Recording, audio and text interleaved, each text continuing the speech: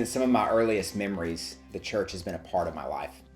In fact, some of my closest friends to this day are some guys that I met in my preschool Sunday school class at my parents' church in Alabama. In fact, I think I was very privileged to be able to grow up in a church environment and to be part of the church at a young age. Now, even though I was involved in church, baptized in the church, I was there every time the doors were open, it made little real difference in my daily life. I knew all the stories. I could tell you about Adam and Eve and Noah's Ark and Moses parting the Red Sea and David and Goliath and the stories of Jesus and his healings and his life, his death, his burial and resurrection. I knew all of this, but they were really just stories to me. Now, all of that changed for me when my grandfather got sick with leukemia. And I watched this man who I loved and revered suffer and die, but in that never lose hope and never lose his faith in knowing that God had a plan and purpose for his glory in the midst of that suffering. He would still talk of his faith and his love for God even when facing death. For my grandfather, God was not just the author of stories, but was the author of his life. Now, I wanted the same thing. I wanted to be able to face death and suffering. I wanted to not just know about God, but to truly know him. And not long after my grandfather's death, I was on a youth trip and I was sitting on the beach in Panama City.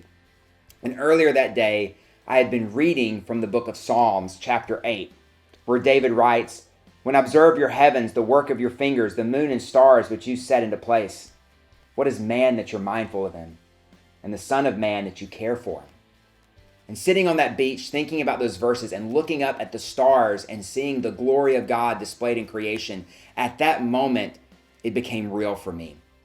It became personal for me. I realized that the God who had created all that created me and loved me enough to not only send his Son, but to send his Son to die for me, to take on the wrath that was for my sin.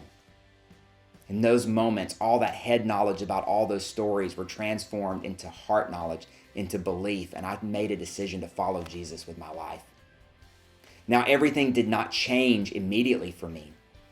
I still struggled with sin as a teenager. I still rebelled against my parents at times. And it wasn't until I got to college that an older friend named Andrew took me under his wing and showed me how to practically live as a Christian man. He taught me how to study the Bible, how to pray, how to even share my faith with others. And as I pursued Christ more deeply, he began to lead me on adventures that I would have never realized were true. He led me to go to seminary and pursue a calling in ministry. He called me to move to New York City, 1,000 miles away from home, and plant a church and lead others to follow him. He even opened the door for me to pursue a career as a chaplain in the Air Force. And in all of this, God has just shown me continually that he has a plan for my life and has an abundant plan. But that doesn't always mean that things are easy.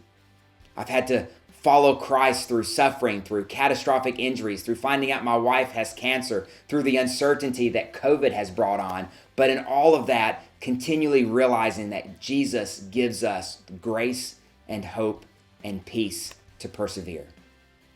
And my desire is that you know that same peace that Jesus offers, that you will find the abundant life that he offers as you follow him.